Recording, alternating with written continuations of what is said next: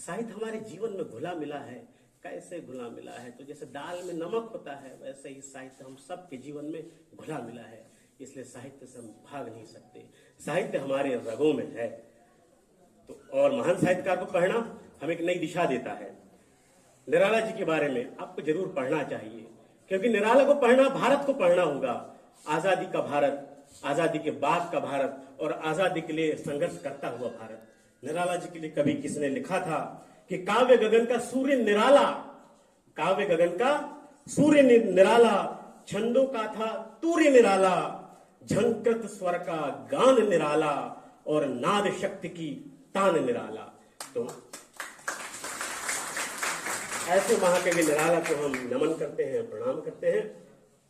और जैसा कि आप देख रहे हैं कि डाली सजी मृदुल अंकों से खिल पलाश रत्नार हुआ, हरित प्रकृति की सुषमा से ऋतुपति का सत्कार हुआ। नूतन आभा दीप्त द्रगों में सिमट पड़े मानो अनुचर, थे कल तक नीरव उपवन में शुक कोयल के मोहक स्वर। बौरों की भीनी सुगंध पर भौरों का संचार हुआ, वन कोकिल की मंजू कुहुक से ऋतुपति का सत्कार हुआ। धन्यवाद। कला के द्वारा रचित सृजित कविताओं को 3 स्तर पर रामविलास शर्मा ने सजाया, सवारा, संपादित किया, एडिट किया है। और पुस्तक का नाम या शीर्षक या टाइटल दिया राग और विराग। क्या दिया है? आसानी समझ में। जीवन के 2 पक्ष होते हैं, जैसे जन्म और मृत्यु, सुबह और शाम, अंधेरा और उजेला, अमीरी और गरीबी।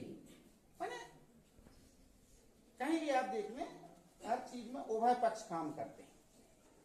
तो जीवन केवल राग, राग माने जुड़ाव, राग माने सहयोग, राग माने मिलन, राग माने प्रेम।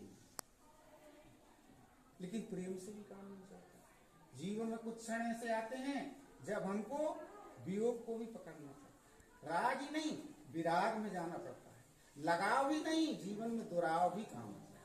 इसलिए